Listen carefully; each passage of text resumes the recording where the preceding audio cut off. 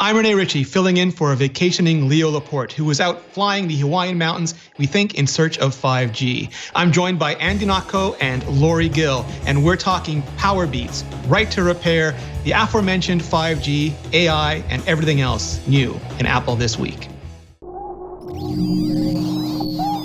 Netcasts you love. From people you trust. This is Twit. This is MacBreak Weekly, episode 656, recorded April 9, 2019, 5G drama. MacBreak Weekly is brought to you by WordPress. Turn your dreams into reality and launch your website at WordPress.com. Get 15% off any new plan at WordPress.com/MacBreak. And by LastPass, the #1 most preferred password manager. Just remember your master password and let LastPass remember the rest. Visit LastPass.com/twit to learn more. And by ZipRecruiter. Hiring is challenging, but there is one place you can go where hiring is simple and smart. That place is ZipRecruiter, where growing businesses connect to qualified candidates. Try it free at ZipRecruiter.com/MacBreak. It's time for MacBreak Weekly. I'm Rene Ritchie, filling in for Leo Laporte, who is off chasing 5G signals around volcanoes in Hawaii. And that's actually real life, better than the story I made up for him going in. I'm joined this week by Andy Ihnatko, who I think is still joining me in the Eastern winters. How are you, Andy? Yes, we are the standing against the wall, protecting you from the southern vortex that keeps you from being able to ski and enjoy iced drinks in Canada. So we're taking the hit for you. These 52-degree temps, we're taking the hit for you, Rene. It's total whiteout outside, but it is glowing in here because Lory Gil is also with us. How you doing, Lory? Glowing like the sun. That California sun. It's about 3 inches away from the surface of California now, isn't it? You don't want to know how comfortable my weather is. I don't want to tell you. So. It's almost oppressive, wouldn't you say, Lory? You're having so much trouble getting work done, whereas you wish that you were in the climes of Rene and myself, who can just focus on staying inside, keeping the heater going, and working. Yes. No, I don't. Give us something. I just watched Peter McKinnon's video about Adobe adding content-aware fill to Adobe Premiere, and for the first 3 minutes of the video, all he could talk about was how warm it was in California. That's how far we have sun. Content-aware fill, super great, but you people have the sun. Everybody move to California. No, wait, don't. You're already making our rents too high. All right, so while Leo is away, we still have. Can we help you with the People's Revolution? Because it sounds like you're going to need more bodies for that, and it's coming really soon. Yes, we need some hands across America happening. No. I mean, there is some news. We can get to it, but we can chat for a while first. But I want to get Lory's take on this because she spent all week with it, and that was the, I guess, surprise announcement. I'm going to call it that, of Powerbeats Pro, which come with the H1 chip, just like AirPods, but have a bunch of features that the AirPods don't. Yeah, this was kind of an exciting out of nowhere kind of thing. It's a pretty impressive looking little device. Beats, they're known for making a good set of headphones. They're also known for making headphones that are bass heavy. So obviously I don't think this is going to change. I think they're going to still have that sort of standard bass heavy sound to them. If that bothers you, you probably don't want to get yourself a set of Beats. But everything else about these earbuds look fantastic. They have the same H1 chip as the AirPods 2. So it has the faster processor, the shorter lag time, better connectivity to each of your devices.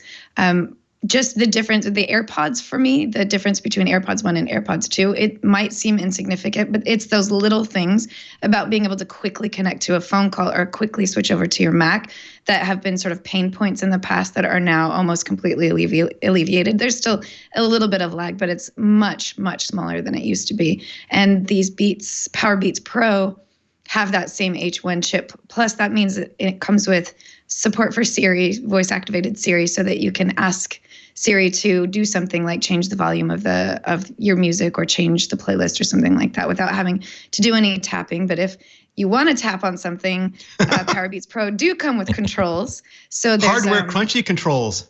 Yes, there's actual little playback controls right on the headphones that will allow you to press a button to change the volume or fast forward or something like that. So you don't have to be sitting in a quiet room and announce that you want Siri to do something for you. You can do that with the controls on the headphones without even have to worry about going to your pocket or something like that. So they seem really great. I'm definitely getting one as soon as they come out, which is sometime in mid-May. We don't have any specific date. We just know that it's coming out in May. So they're about $50 more expensive than the most expensive AirPods. They're $249, which the AirPods 2, if you get it with the wireless charging case, is $199. The thing about Powerbeats Pro, though, they do not come with a wireless charging case. It's a standard charging case that uses a lightning port. So you're really kind of spending something closer to let's see if I could do the math in my head. The AirPods are $149. Is that right? So $100 $199 more with the case, yeah, but I forget what they are by themselves. Yeah, so I think it's somewhere close to $100 more if you're getting them sort of spec by spec. The differences between the two. Of course, we won't know how good the sound quality is until we get them in our ears. I'm excited about the customization in the ear tips. AirPods are uncomfortable for me. They don't have any sort of flexibility or pliability. So even when just softly resting them in my ear, it starts to hurt that sort of the outer edge of my ear. So I'm looking forward to being able to use the Powerbeats Pro because of the customized ear tips that will allow me to kind of decide which size is right for me and maybe push it in a little bit further without feeling the pain points of having something in my ear for a long period of time. There's that. So the ear tips, and I'm also looking forward to the sound quality of this. I do actually appreciate the heavy bass sound that comes along with listening to Beats branded headphones. I like to just have that sort of extra oomph in my music. Sometimes it's a negative effect. Sometimes when you're trying to listen to some older, like heavy metal, guitar heavy music, it can kind of muddy the music a little. But for the most part, I've had a good experience with Beats, like the way they equalize their sound. So I think it's going to be a good addition. And colors, and Andy, colors, but not colors. purple. Yeah, Yeah. but not purple. Well, that's it. You just go to Home Depot, you sort that out very quickly. But I was surprised by the price, though. It's by the time you get to $250, you should be comparing it to other wireless headphones that are $250. And what are you? It's hard for me to figure out what they're delivering for what would be an easy $100 over of any excellent pair of in-ear completely wireless Bluetooth buds. But if all they can do is promise you that they'll be more resistant to sweat and rain than the original AirPods that are not really good at resisting either one of them, I'm sure that there'll be people who'll want to get it. There's also, and Lory, that's the exact reason why I just can't enjoy any pair of Beats headphones. It's like if I want more bass, I've got a little slider on my phone that will let me give myself more bass.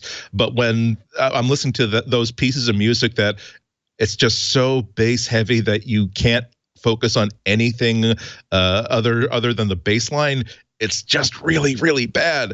But the biggest failure, I think, is going to be with the in-ear design. That is a big feature that you're not the only person who finds it really uncomfortable to have those the AirPods in all the time. All you need is like one piece of cartilage somewhere in your ear that is making any contact with that at a pressure point, and you're out after 30 minutes. Mm-hmm. But the signature feature of the Beats headphones isn't just the bass. It's playing your music at a reasonable volume, but still everybody else on the subway car can hear exactly every note that you're hearing. So I hope that we can still annoy everyone around us while still having Beats headphones. I don't know if it's possible with those silicone ear tips. He's making Dre cry. Like I can just see Dre crying right now. There's a point to what you're saying, Andy, which there's so many features that I keep forgetting to include in this, which is they are noise isolating. So they will, it's not. So sorry, what's the difference? What is the difference? Because people were really confused about noise canceling versus noise isolating. Right. So noise canceling, I read this and I'm trying to see if I can get my memory to work right. But noise canceling, if I recall, it actually it uses a technology inside of the headphone itself. There's technology that actually under the wire, there's secretly it's like puts active, in these right? masking. Well, there is a difference between noise canceling and active noise canceling. The differences between those two are that you can actually manually make it noise canceling or not noise canceling. But generally, noise canceling means that there's actual technology inside the bud itself that is cutting out the sound outside. There's like a little white noise or something that's hidden deep inside there that's actually cutting out. It's blocking noise from happening. Whereas noise isolating just means that the design of the earbud itself is designed to not allow outside noise in. That's the main difference between the two. Isolation versus computational isolation. Yes.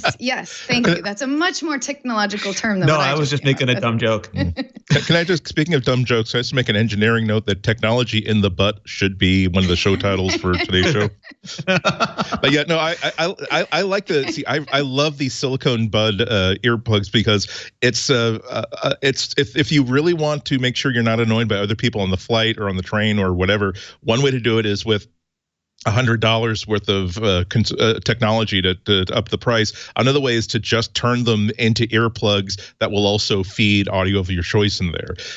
So it's weird. I'm really keen to see what someone like Jim Dalrymple thinks about this. People who are really intense music listeners, $2,000 AirPod listeners.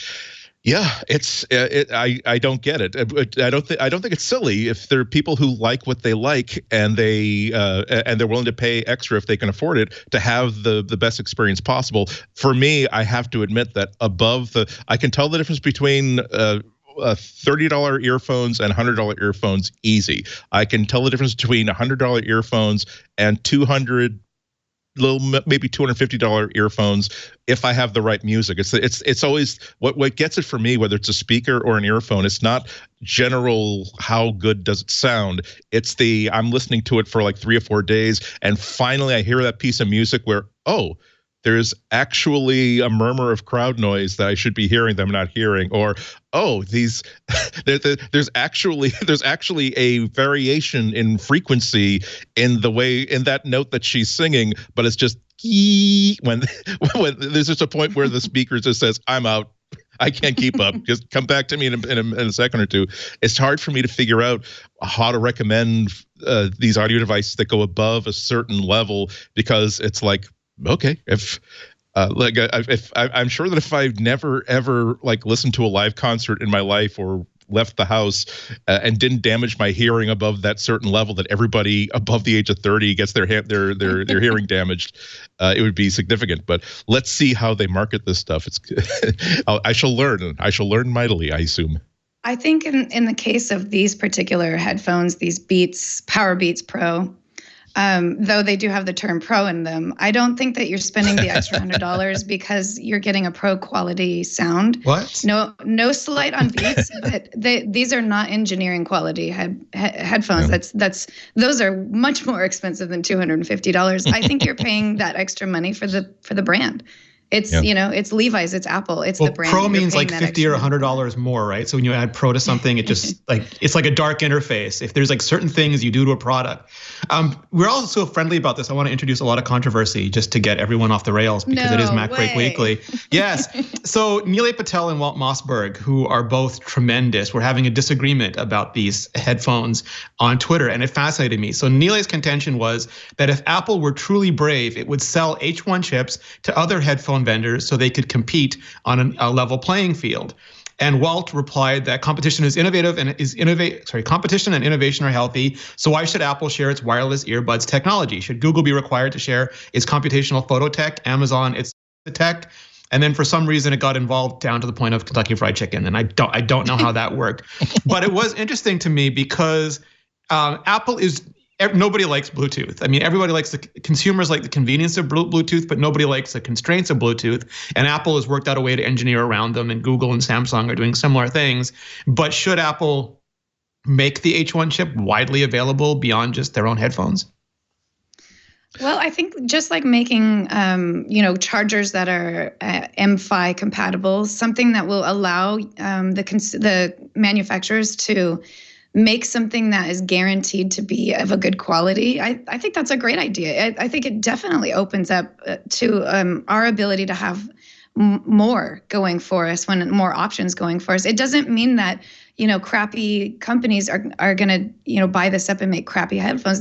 It would probably be very expensive, which would mean that only the higher quality manufacturers would want to spend the money on something like that. I think it's a really great idea. I would love to see the H1 chip in a wide variety of headphones, just so that we have more options available to us. Yeah, I agree. I think it'd be a great idea. I don't think that Apple necessarily has any moral obligation to do so, because I agree with Walt, because the solution is to be inspired by Apple's chip and realize that, oh wow, that's right, Bluetooth does really, really stink, and anything we can do, and if we are making a set of headphones and a phone, perhaps there's a way we can leverage that technology to make it better and suck less. But I think that Apple does do a lot of great work just by being part of the Bluetooth working group and the USB working group, and all the ways that they communicate with the standards to say, here's something that we're doing that's going to work really, really well. So hopefully they're talking to the Bluetooth committee about, here's how we're using just a little extra chip to not only soak our users for an extra $40 or $50, but also make the experience a lot better. And I'm sure all that's happening in back channels as it is. I think any point pain for that any one engineer can understand is something that every engineer at every other company understands. And also with headphones, it's very, very easy to know that every single engineer suffers alongside every actual user. So they're eating their own dog food every single day. To me, it's a couple of things stood out. So I finished reviewing the AirPods second generation. I got yelled at for calling them AirPods 2 by a bunch of people, because apparently that's not really a thing yet. So it's AirPods second generation. And I found the audio to be roughly the same. And that's pretty much what Apple said, that there's no real change in the audio going into your ear. But the audio coming out, the microphone is better because they've spruced it up for Yo Jimbo or Yo Siri, whatever you want to call it. And that's resulted in also doing better things like canceling wind better. And I'm running out of options, because when I say the wrong thing, I just realized that's exactly the problem with Siri, because it's exactly like the Yo Jimbo. It's like we'll see every single Siri Shlomo hears a different story from everyone. Oh, the way that I experienced it was he said, set a timer not just for the front lights but for the outside lights as well. It's doing all of us at the same time. Yeah, no, but I started saying Yo Siri, and then people started complaining to me that it didn't work when they said that to Siri. So then I felt bad the opposite direction. So it is Hey space Siri. That also fixed it up for things like canceling out wind noise and stuff better. And overall, I really like them. Exactly what Lory said. Previously, if I was using it on one device and I wanted to go to another device, especially the Mac, I would have to wait for it to show up, click on it, it would fail. I'd click on it again, it would fail. Like, it didn't take long, especially because nothing else did it better back then. So I would just wait and it would eventually work. But now I can't remember the last time it wasn't one click. It would show up, tap on it on my iPhone, it worked. Click on it on my Mac, it worked. Also putting it in for phone calls, especially if you were talking to other people who were on the Apple beat, everybody would spend a couple of seconds laughing about, hold on, my AirPods are connecting, hold on, And now they connect so fast. And you were also like, oh, did I miss something? Did I miss what they said? Can I switch to my AirPods? Will I miss something? And now you just put them in and you're pretty sure that it doesn't. So they don't change anything about AirPods. They just take most of the things about AirPods and make them better, including the memes, because apparently AirPods 2 are just, as meme worthy as the first AirPods were. And that's actually interesting to me, because we saw that the iPhone was really popular with teens, and I'm betting that's because of the memes. And forgive me for saying this, I don't think you can find a flex with your bougies if you don't have the AirPods. It's just, you'll seem like one of the olds with your Sammy Goo Goo Buds. What message boards have you been hanging out on, Rene? I think these are things that people have actually said to him on Twitter, which is they tweeted me this about AirPods, and it took me like 20 minutes in Urban Dictionary to because Google Translate was no help. Apparently, it doesn't speak millennial, but about 20 Excuse minutes. Me, I speak jive. Yes. Yeah. About 20 minutes on Urban Dictionary. The only other thing that I'm really curious about is to see if they've done any improvements on the battery. because that's another thing that we're finding out now that the AirPods have been out for long enough that we can see how long are these things expected to live, that not only do people who exercise a lot find that sweat infiltration and rain infiltration can kill these things, that the battery, it's just so small, and because of the way these things have to be put together, you can't just crack them open and replace this really, really cheap little battery to get them going for another couple of years. So I'd be really keen to see what iFixit has to say about how the Beats are put together, and if it's more likely that after 2 or 3 years, I don't have to buy another $200 pair of headphones by just replacing the battery. That's tough to nail because I went through my Bose noise canceling headphones way faster than I went through AirPods, and it was just the same thing, is that I charged them so often and their battery was so small that it would just go through charge cycles. Because with a phone, not everybody is depleting it, recharging it, depleting and recharging it. Most of us can make it most of the way through the day and we top it off a lot, and the batteries are so much bigger. That's why I think you never hear about tablet batteries, even to the extent you hear about phone batteries, because they're enormous and they just have so much buffer for just so many things. But these are like the stuff in headphones are still tiny and the tiniest of tiny, and lithium ion is still for all of its good points, it is still a terrible, terrible technology. And unless you make it like one of those things that pop out, like my Pokemon Go Plus, do not laugh at me, Ihnatko. My Pokemon Go Plus, it opens up and I can swap in another one of those round circle watch batteries, but that's a big chunky plastic thing that I wouldn't stick in my ear hole. Yeah.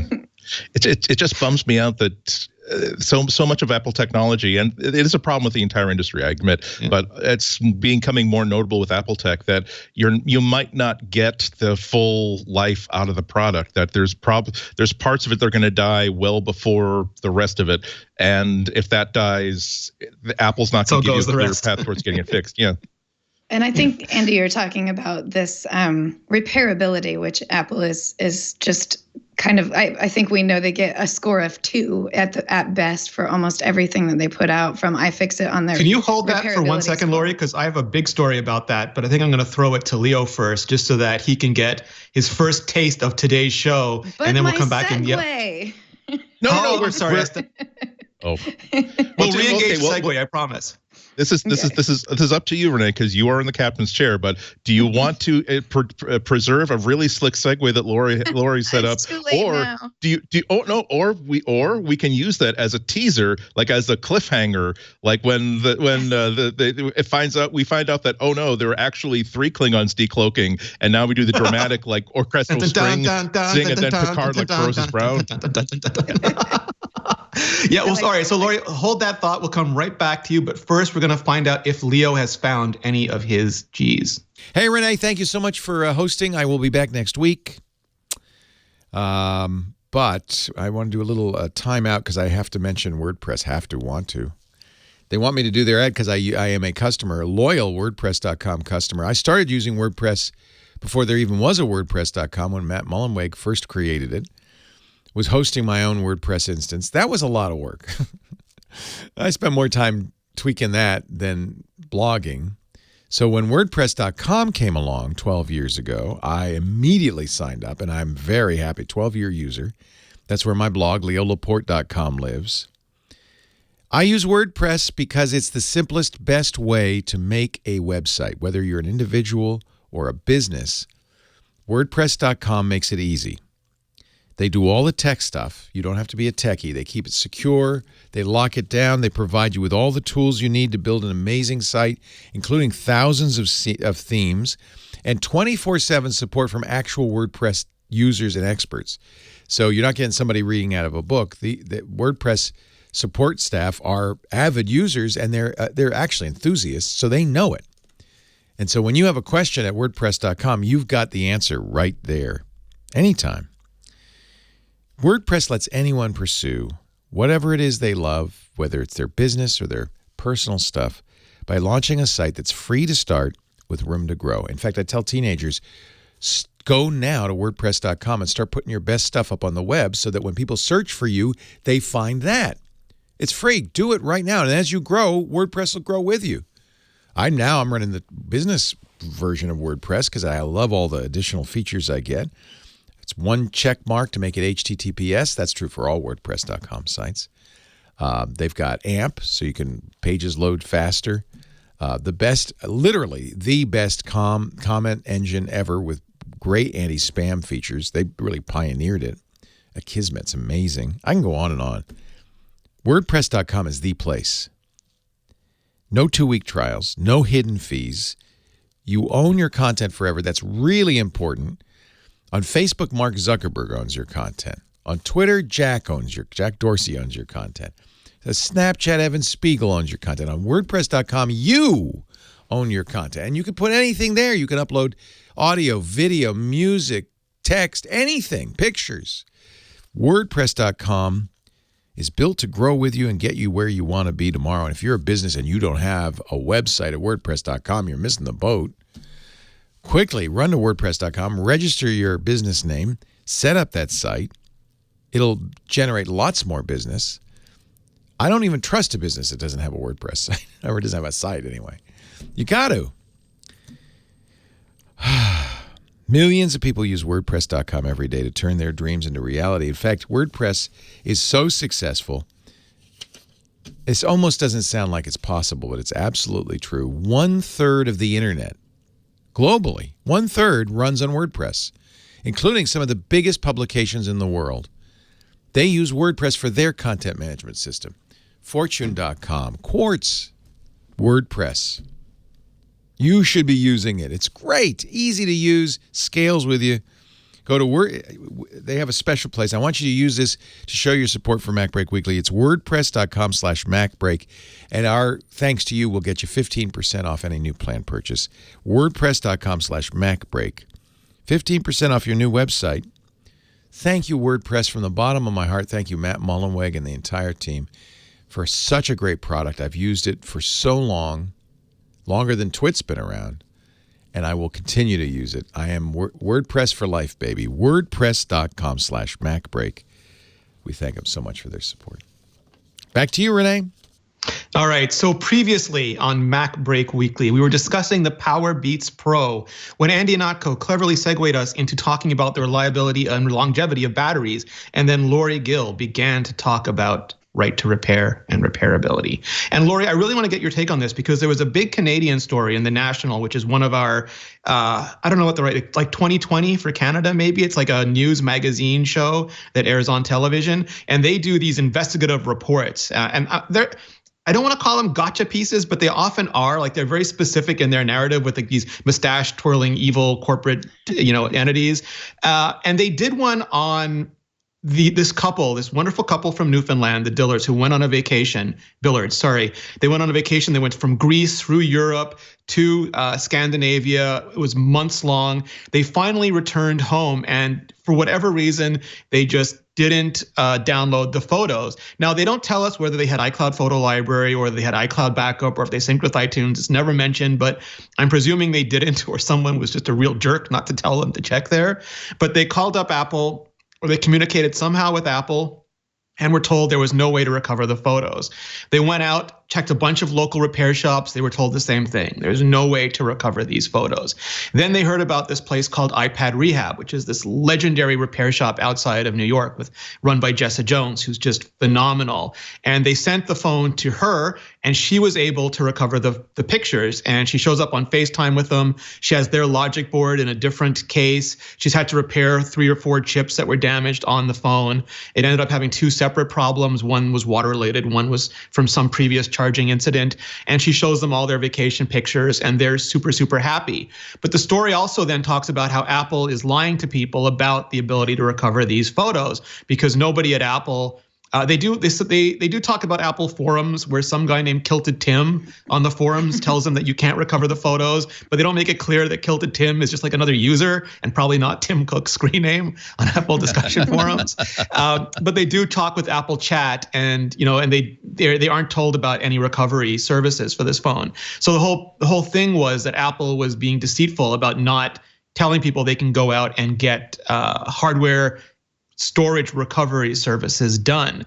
And it led me to think a couple things. One is, how important it is to have all that backup stuff turned on, and even, especially downloading priceless photos. Accidents will always happen, but it's really super important to do that. But also data recovery in general, because I've talked to a lot of people about it. And for things like hard drives, I've always told them, just go, get it done. you typically have never mind vacation photos, wedding photos, photos of your children, photos of people who've passed away that you can never ever get again. Literally priceless memories. And that's also why, different topic, I tell people not to encrypt those kinds of backups, because you want to be able to get hardware disk recovery done to them. But for things like your phone, your cell phone, I would be real careful sending it to anybody, even Apple, because we've all heard stories about, Best Buy geeks copying off all your photos and posting them on some shared community. So I wanted to get your take on this. Is this a right to repair thing? Is this a thing where you need to be careful? Is this a thing that Apple should make available themselves? What's your answer to this? So obviously there's a lot of little things that kind of come along with this as to how it was approached and how the couple were told that they couldn't recover their stuff from official channels. I think Apple is making the right decision by not offering that as an option, because they don't want to be liable if something even worse happens to their data. So for example, if an Apple genius had said, well, we can't do anything about it, but there are these repair services that can pull that data off of the phone, physically pulling it out. Then let's say something did happen where those photos got stolen by a nefarious, data saver. And then now, because Apple was the one that recommended that you go to someone else to pull these photos out, then people are going to start saying, well, Apple recommended that I go do this, so it's their fault that these people stole my photos.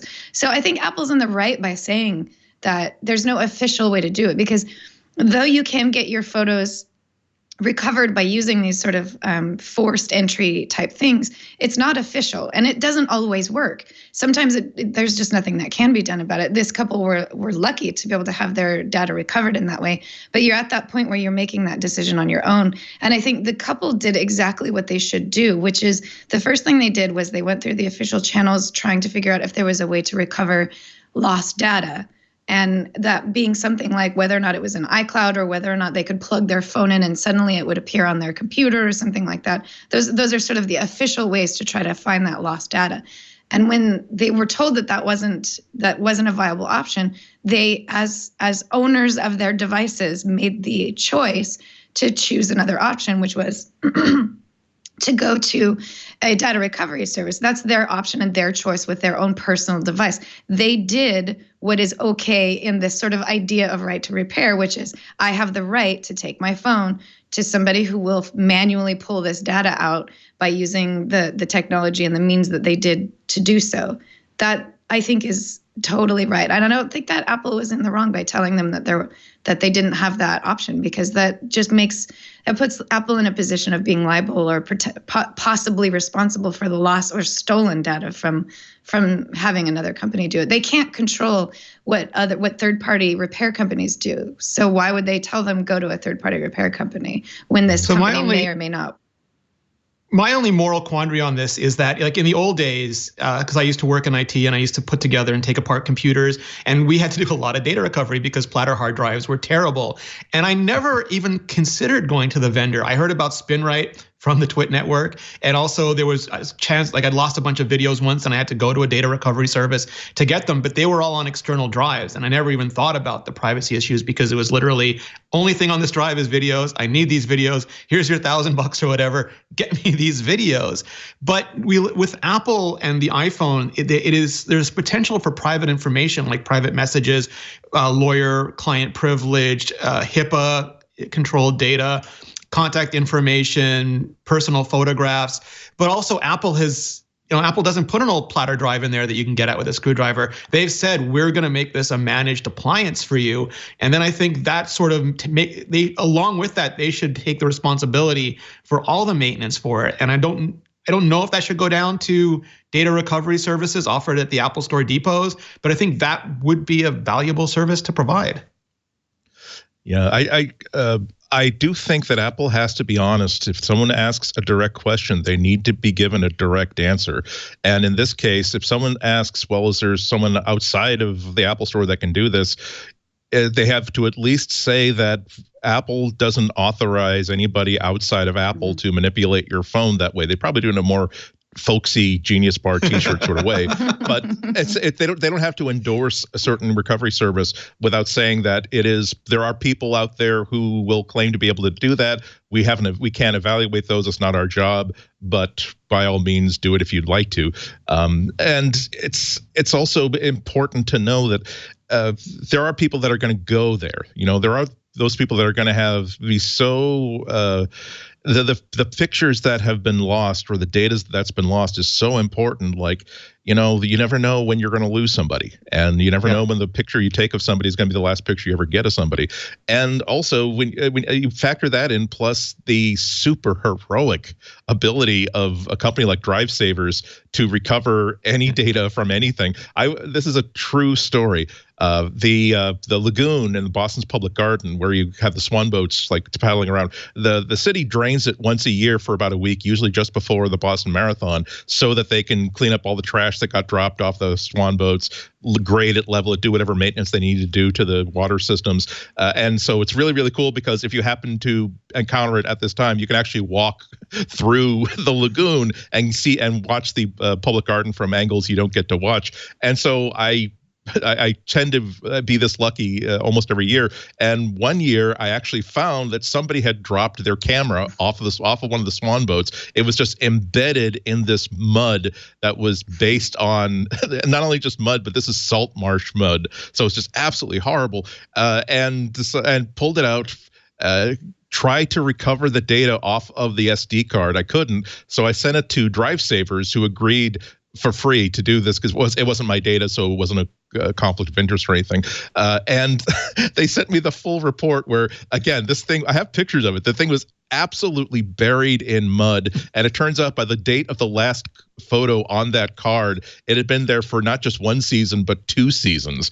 And he showed me that the problem was even that the contacts inside the memory card had been corroded by the salt marsh mud. And so they had to actually do microsurgery to reconnect, to connect the memory chip to a brand new USB controller, and were able to pull all the photos off of that card. And I tried really hard to find the people who that belonged to give them the shock of their life, but I just couldn't find them. But it goes to the thing is, if the last picture I ever took of myself with my parents before a tragedy happened was on my phone, and Apple told me that no, there's no way to do this, and then I found out later, and so I said, oh well, I guess it can't be done. And then I flashed the phone because I needed to do an update, and then I found out that, well, no, there are some cowboys and cowgirls out there who have techniques that are against Apple's policy, but it can do it. I would feel very, very minused. I love that. 2 cents on the minus.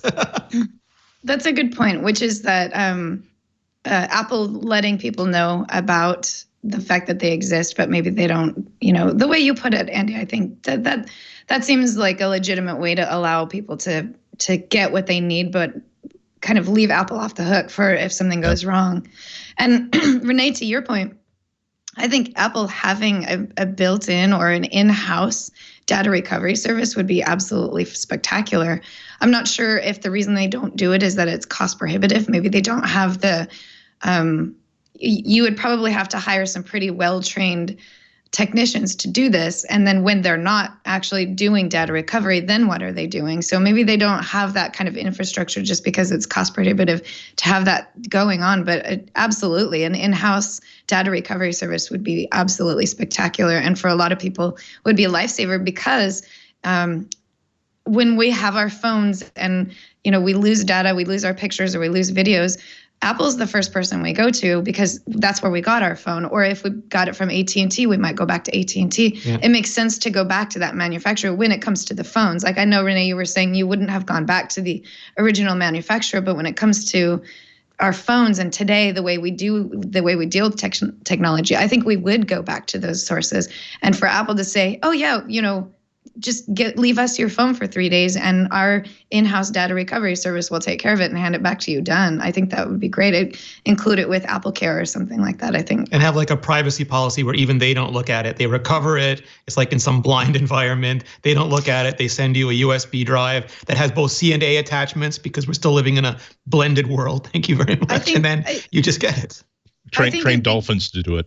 It would be great if that was if that were possible to recover data without looking at it, yeah, that would be great. But I think that there is that point where you, as the consumer, are the one who's making that decision of should I be allowing my privacy to be potentially invaded in order to recover my photos. I think that's a legitimate option that we should be allowed to have. Like even if there's no way to be completely secretive about that data, I think on my phone, if I lost all my photos on my phone, I would make the decision to allow somebody to look at all of the content on my phone, including my messages, including my emails and all my contacts. I'd be willing to allow that to happen if I felt that I could trust the person who was doing it. So if it was directly through Apple, if I felt like I could trust that they wouldn't steal that information, I would allow them to look at that information in order to give it to me.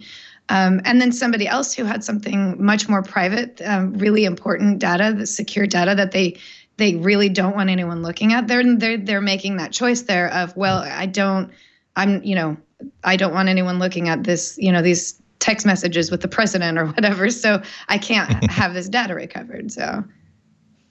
Yeah, no, I think those are all really, really, all the millennials now are going to send those phones in and just all those pictures are going to be everywhere. I know it's going to happen. They overshare anyway. They'll be grateful.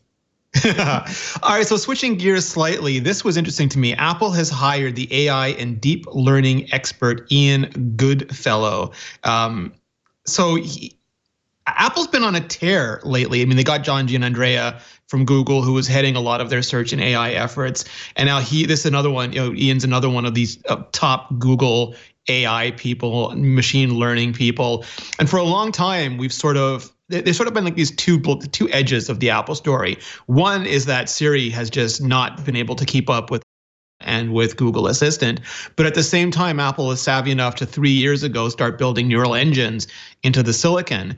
And I don't know if that's a result of different teams with different priorities or different understandings of where the market is going. But it seems like since Giannandrea was brought on board, and especially since he was made a senior vice president, which is the same as like Craig Federighi and Phil Schiller and all the other senior vice presidents, they're sort of treating AI the way they treat Johnny Sarugi's platform architecture group, his silicon group, and that is it's table stakes. It's so specific. We're going to make it its own org, and wow, are we going to recruit some industry legends into it?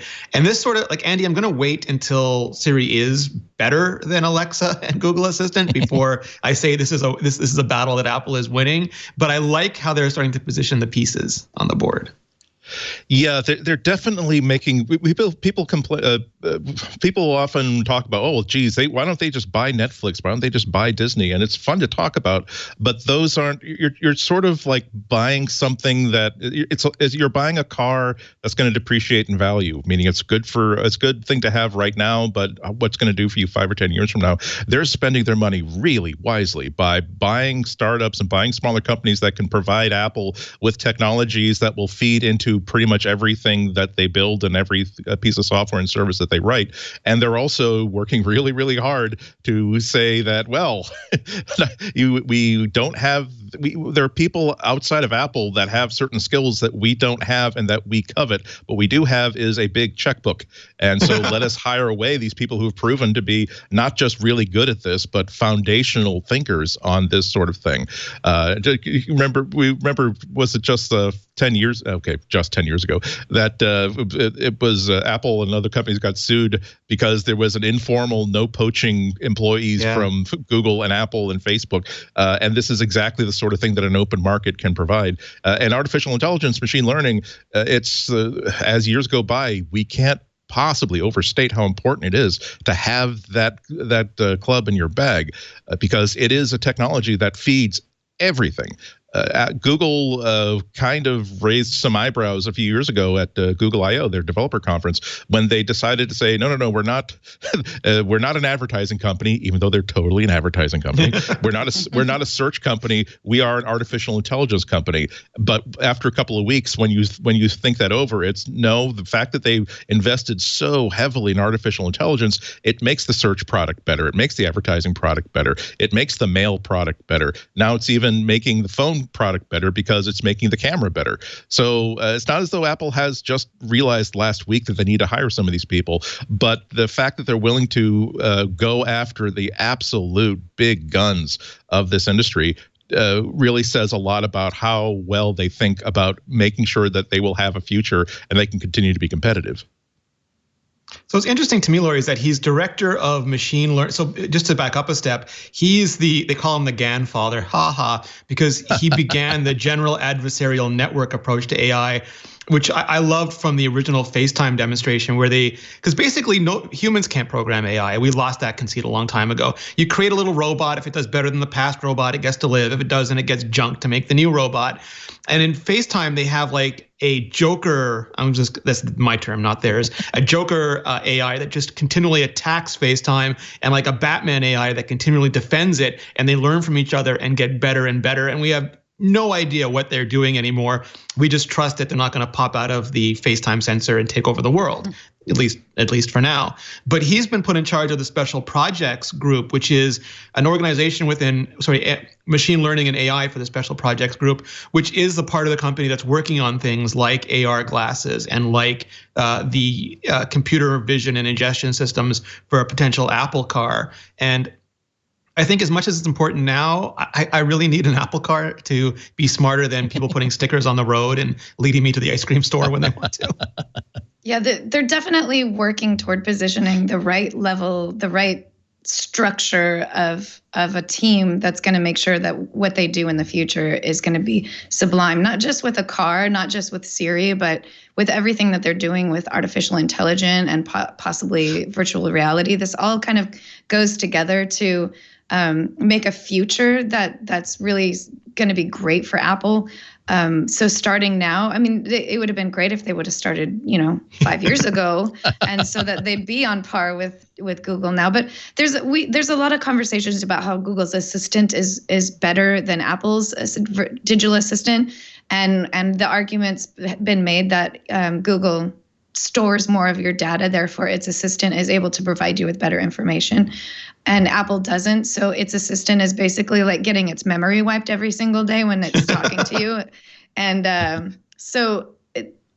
but that doesn't mean that you can't make Siri as good as you can make Google's assistant. You just have to do more work to figure out how to do that. And I think building a team whose sole purpose is to perfect this AI, perfect all AI that Apple works with, including like how to make your photos look better when you hit just the one edit button that suddenly makes your landscapes look better. All of that, it could help increase and make better all of the little things that go on inside your phone, not just the digital assistant, but everything inside. So I think this is real good. And I think we're going to see a lot of improvements, probably under the hood improvements in iOS in the very near future, because I think having a team like this coming up with those little minor fixes in the back end are going to really improve things for the way we use our phone.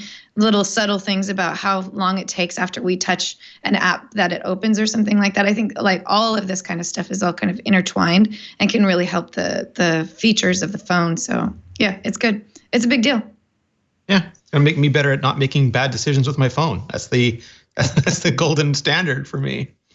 There was also, I don't want to call this news because anytime Apple publishes a patent, Patently Apple writes about the patent, and then with an interesting headline, of course, but then every other blog covers it as though Apple is actually doing it, and I feel like that gets a lot of people's hopes up. But in this case specifically, this is a patent for something that would bring back the MagSafe, the magnetic part of the connector that we used to all know and love, because you would just connect it to your MacBook. Some kid or pet or someone really late for their latte would run by and hit the cable, and instead of throwing your laptop on the ground, the cable would just disconnect. And while USB-C has given us ubiquity, USB powers almost everything except for iOS, most iOS devices these days, it is stuck into the device. Should I get my hopes up, Lory? Should I secretly think that Apple is going to soon announce a new MagSafe, or should I just look at this and weep at what's not going to be? I'm going to say not anytime soon.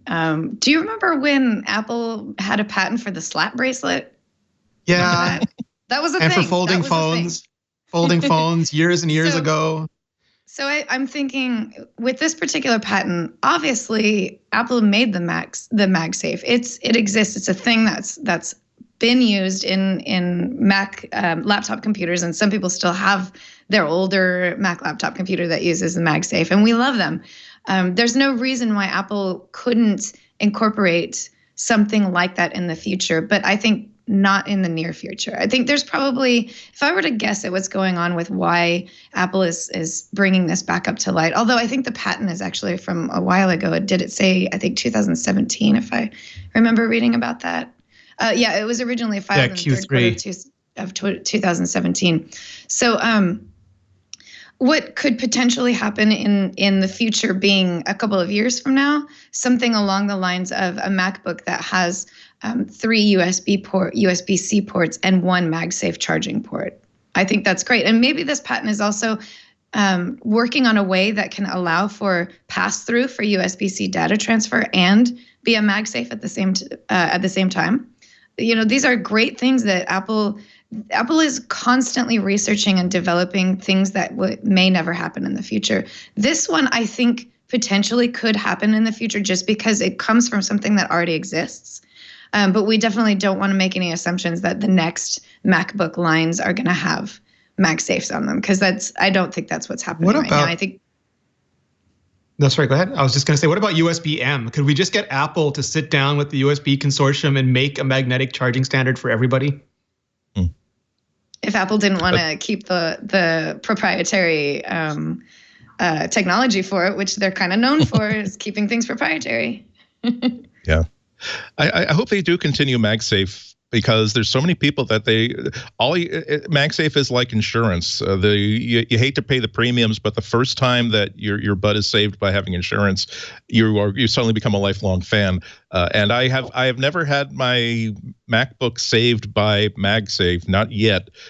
What's happened is that I have been sitting on my sofa and I adjust and I cross my legs and the MagSafe connector pops out and I have to take it off the floor and pop it back in again. But these are things that they can fix and they can improve. I really hope they mature MagSafe to an extent where even crusty people like me who are annoyed by it become super fans, because it's definitely a thing that helps out people. And as we have discussed before in the show, because MacBooks are not really easy or cheap to repair, anything that prevents disaster, everything that prevents me from having to replace a slightly damaged component with a brand new $1,100 subassembly is definitely Apple on the right track. Mm-hmm. Yeah, because we're plugging more and more things in, and the devices are getting smaller and smaller, and their ability to skip down a floor, like where they skip across a lake, is not going away anytime soon. So hopefully this is I just want it as a standard. I know they're proprietary, but power should just be a standard. Just be a standard. Many of us agree with that. So with Andy, with your sort of the way you would accidentally pull out your MagSafe, I'm sort of the opposite on that, in that I like to sit cross-legged on my couch with my MacBook Pro in my lap with the USB-C cable plugged into it, and I will accidentally yank it out the same way you're talking about pulling out your MagSafe. And one of my 4 ports is now a little bit loose, and I think it's because I've probably 36 times accidentally sideways yanked it out because I'm like shifting with my sitting cross-legged on my couch, and that the one that I used to plug it into all the time, it's now a little bit loose. So for me, the idea of a MagSafe, let it come off all the time if it means that I didn't accidentally break a port because I ripped it out too many times. Yeah, no, I'm absolutely with you. I actually have a serving platter that if guests to my home think that, isn't it elegant? I bet he has tea. Like he has a serving platter on the coffee table because he's so elegant. It's because every time that I'm sitting cross-legged on the sofa, and if I have like a USB key or something in a USB port, it's like always it's at a point. The device is plugged into a place where it's definitely going to get bent by the side of my foot or the side of my leg. So yeah, this is not a solved problem as yet. It's weird how we never appreciate little design features that we didn't know were design features until they're removed. If we went back to the 1990s where all the ports were in the back, we wouldn't have have this problem at all. Yeah. No, but then there'd be the new problem of how you can't flush, set your computer flush against a wall. There's always going to be some complaint to be had. So. All right, so keeping along with the imaginary but possible products, we have Ming-Chi Kuo. I prefer to call him Guo Ming-Chi, but people yell at me either way, so I'll say both, and that way, just like if, GIF, and GIF, I'll get in trouble from everybody.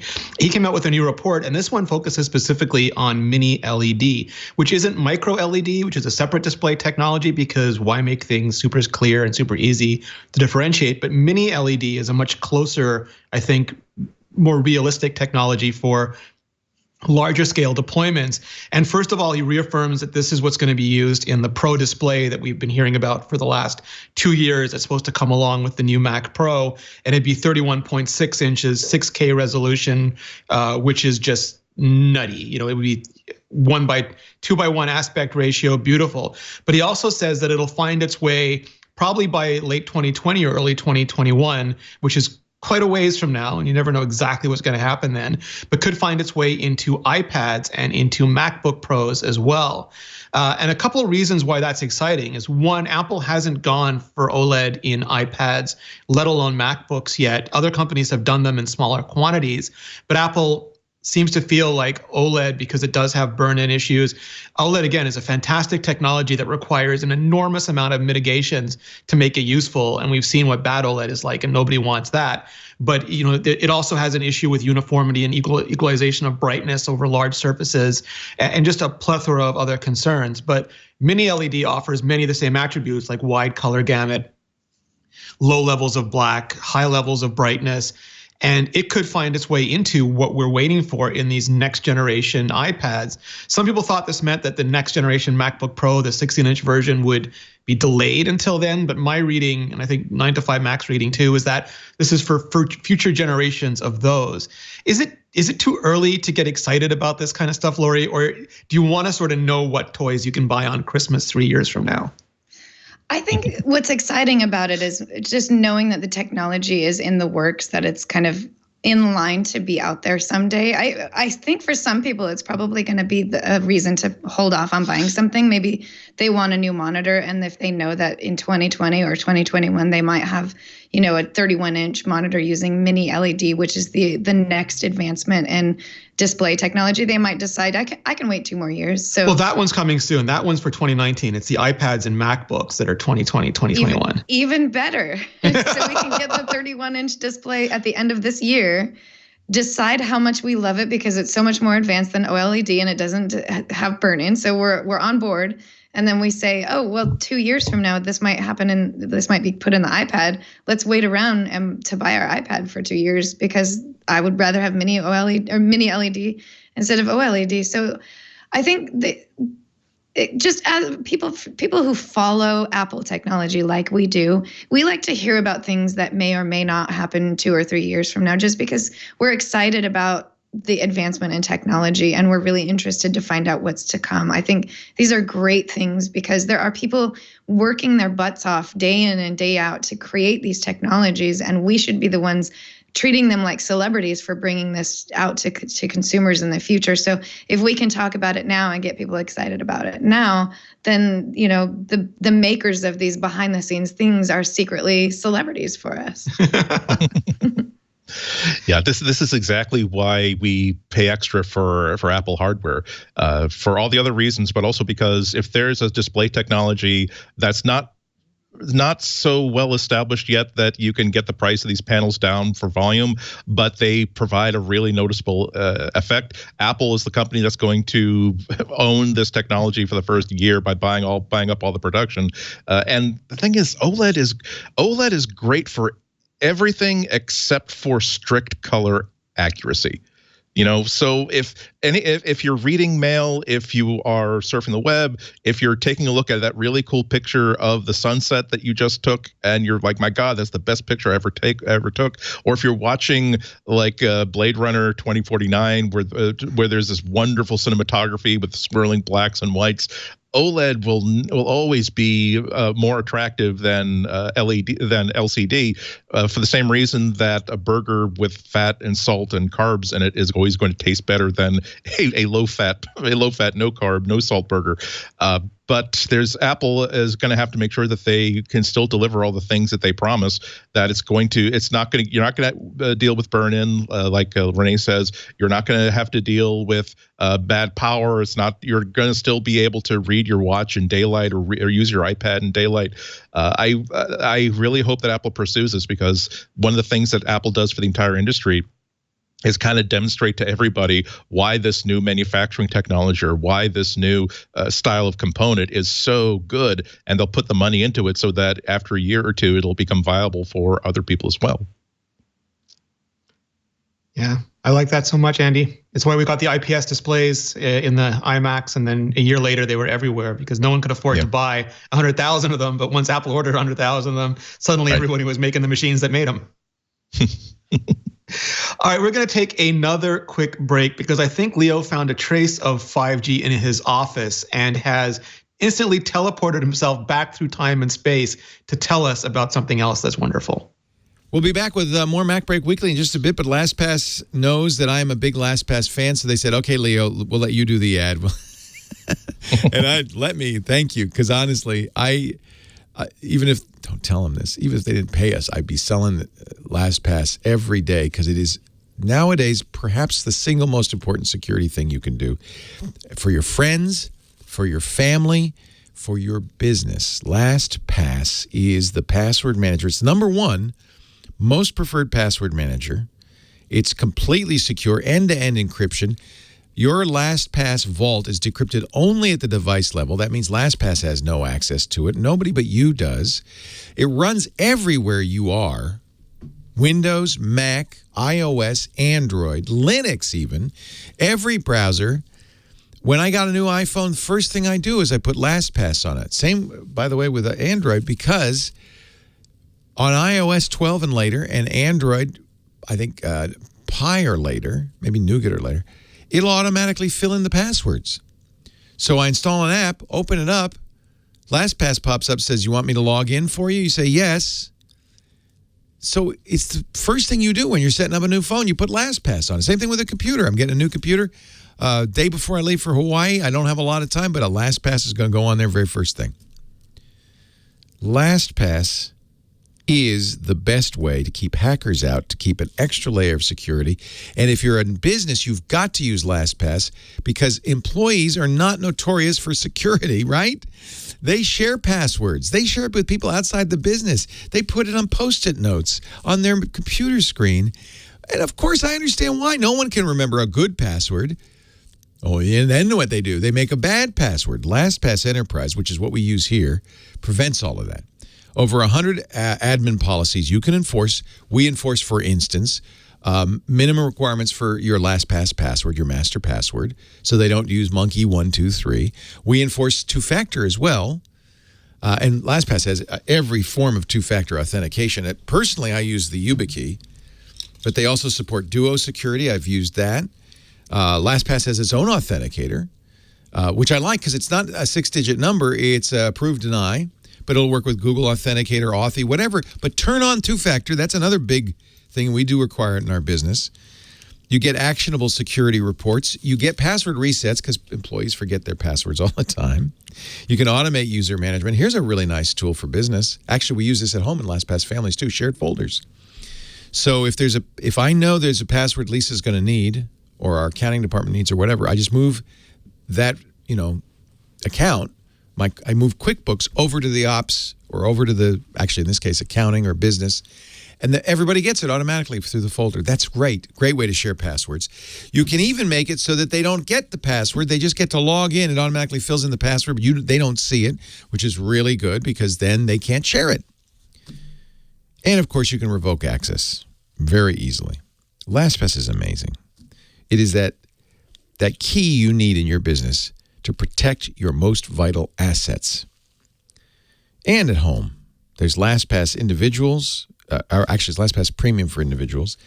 As I said, we use LastPass Families at home, which, by the way, I trust LastPass so much. I don't just put passwords in it. I have my driver's license, all of our social security numbers, passports, all of our passports. When we travel, I make sure I've got a latest image of a passport in LastPass because that means it's on all my devices. If a passport goes lost, I have a copy of it. I can right here. I can go on. And that's how much I trust it. I put my social security numbers in there, and not only that, I tell you I do that. That's how secure LastPass is. And it's easy to get family members involved. You invite them by email. Get it for your business. Get it for your home. There's LastPass for Teams, which is for 50 or fewer people. There's LastPass Enterprise, which is what we use. We don't need to. I guess we could use Teams, but I like Enterprise. And we've been using it for years. I think that's because Russell set it up, and that's what he says we need to use. 13.5 million people have signed up for LastPass and are loving it and trusting it. You should too. Go to lastpass.com/twit. Find the account that's right for you. Get one for your business. It's a must. LastPass.com/twit. We thank LastPass for their support. I thank them personally for the last decade of password management for me. And I thank you for using LastPass.com/twit and showing your support for MacBreak Weekly. LastPass.com/twit. Thank you. If you haven't signed up for it, go there and sign up. That way we get credit. LastPass.com/twit. Back to the show. Thank you so much, Leo. All right, so there's drama. There is drama in the Apple world. I know you're shocked. You're probably a little bit concerned. This drama, though, is 5G modem drama. We already know that Apple is embroiled in a patent, legal, all sorts of things fight with Qualcomm. Qualcomm says they owe the money. Apple says we don't. Qualcomm says we owe this technology. Apple says they don't. But the point is that Qualcomm does not seem eager to supply Apple with 5G chipsets. And that's okay because Apple's been BFFs with Intel ever since Intel bought Infineon, the original maker of iPhone modems, and has tried to crawl their way out of the very slow base CPU roadmap into a thriving modem business. But there was rumors that Intel may not be ready to have those modems available to Apple in time for, never mind this year's launch, but next year's launch, maybe the year after that's launch. I don't know how far out we can go with it, but just they may not be ready. Now, there's a couple things to parse here. One, Apple wasn't exactly early to 3G. The first iPhone didn't have it. They weren't early to LTE. I think there was like a year and a half between the HTC Thunderbolt, which was the first Verizon LTE phone, and the iPhone 5, which was Apple's first Verizon LTE phone. But then also we had Intel come pushing back saying, nope, we are on, they wouldn't mention Apple, but they're like, nope, we are on schedule. We're going to deliver our modems to our many, many, many customers, not saying Apple, many customers on time and on schedule. And then we also had Huawei seemingly out of nowhere, maybe out of nowhere, who knows, saying, hey, we've never shared our 5G modem technology with anybody, but we'd maybe consider sharing it with Apple. Who are you going to ban in the US now, huh, government? And the whole thing is sort of, it bubbled up with a lot of real angry, real happy, real concerned, real feisty hot takes. Andy, is this just part of the fun of launching a new wireless standard in the world these days? Well, it's since I'm not invested in Intel or Apple, it's fun to watch because you really, I mean, this goes so much worse than Apple versus Samsung, because they recovered from that, and it really was the animosity was pretty much Steve Jobs versus Samsung. He took it personally with Samsung, let's say, finding inspiration and homaging the iPhone in its early Samsung Galaxy phones. With this one, every time you get a new news report and every time you talk to somebody who is familiar with the situation, you get two tough, angry, middle-aged people sitting down at a conference table by a third party who's say, let's solve this problem. And it ends 12 minutes later with both of them saying, I'll see you in hell before we solve this problem. Where I seriously think that Apple is willing to cut off its own nose if it would not give an advantage or a pleasant situation for Qualcomm. And this is a problem because Qualcomm, for all of its creative licensing ideas, they are really the superstars when it comes to phone modems. They will give you one chip that solves all your problems worldwide. You will not have a problem with connectivity as related to your modem chip. And if Apple doesn't want to do business with them or vice versa, they have to go with definitely the B team, which is definitely Intel. They don't have the experience. They don't have the manufacturing capacity. And frankly, they don't. They have a certain amount of pride in and of themselves, where word from inside Intel is that, my God, Apple is a really high maintenance state. We are spending so much of our time trying to keep this one client happy, whereas we have other clients in other parts of our business where we are more interactive with. We are more we have the capability of designing a hardware reference platform and then finding manufacturers who want to actually work with us to develop this platform. Why are we always flying to Cupertino to get slapped around by Apple? But the really good news is that 5G is not going to be like rolling out LTE or fourth or third generation cell phone networks. This is such a transformation on what's gone before that none of the old rules apply. It's not as though they can the carrier companies can do an update, a firmware update to their cell towers, or just hang other antennas on the towers they've got. They really are going to have to deploy new hotspots everywhere. It is not even slightly realistic that they're going to be able to put 5G all the way across the country, let alone the world. And frankly, they're going to have trouble selling this to consumers because right now LTE is really good. It's mature. It's fast. People who create these services have figured out how to pump out HD video on a phone through an LTE connection. So how are you going to sell a consumer on upgrading your hardware and possibly signing up for a more expensive 5G plan for a new network that doesn't initially give them any new features and isn't even going to work in the majority of the country? So Apple can certainly sit back for a year or two before introducing a 5G phone, because certainly for the first couple of years, all the news about Samsung's first-to-market 5G phone is going to be, why is Samsung's 5G first-to-market phone never getting a 5G signal, even when I'm standing in the Verizon store directly next to what they are promising is a demo antenna. There was a really good article in CNET, I think it was, where I think Verizon had sort of a one-day demo where they brought some journalists and they gave them their current 5G hardware, which I think was a Moto phone, the kind that you can actually put accessory backs on it. So it has a 5G modem accessory back on it. And Chicago is one of the two cities where Verizon says that they are qualified to say that we are the first to actually put real 5G in the United States, and just said go around Chicago for the day, use it for real. Of course, they've got PR people on speed dial, but the story, I think the headline was, it actually brought me to tears trying to get this thing to work. And one of the stories is that, again, at this Verizon store, they set up a 5G antenna like right there with the intention of directing press people with hardware that Verizon provided to them to see how well 5G works. And she said that even like standing like right next to this antenna, they were not getting 5G connections that were stable.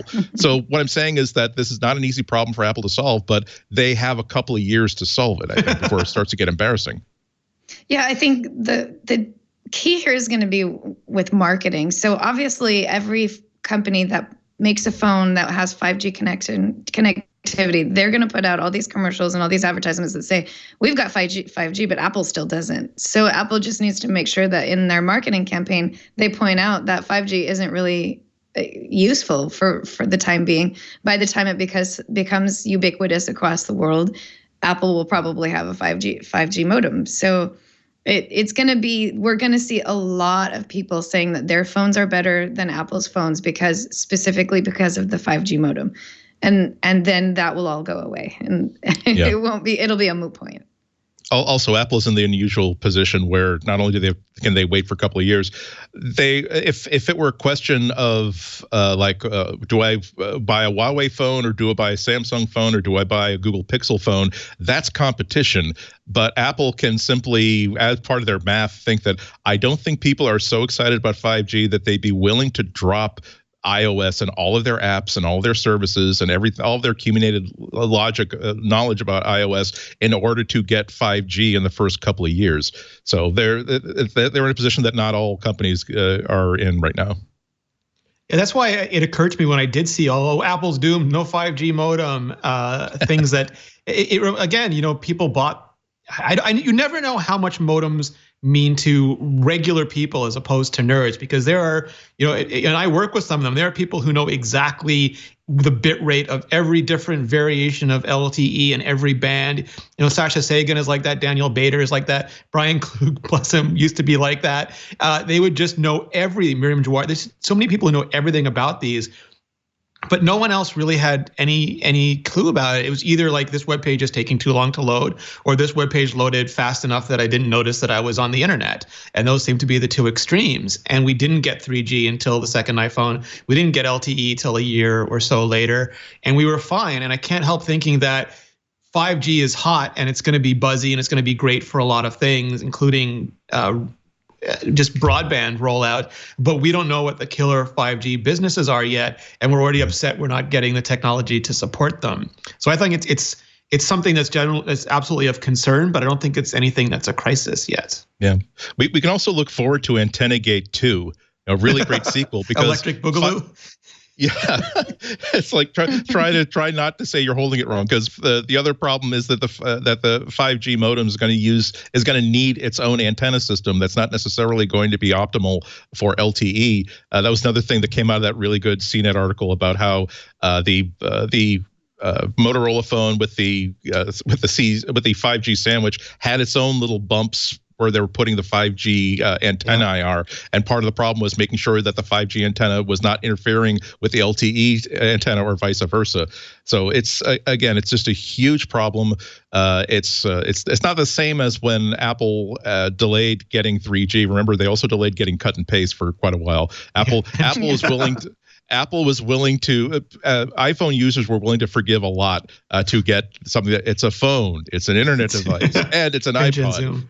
I saw some of the early prototypes. Like, I know a bunch of other companies have them now, but some of the early prototypes from Samsung and especially Samsung, you have to have, I believe, RF transparent areas on 4 out of the 6 sides of a phone. Yeah. If you just imagine it being not a tesseract, but a cube, 4 out of those 6 sides have to be transparent for 5G signals.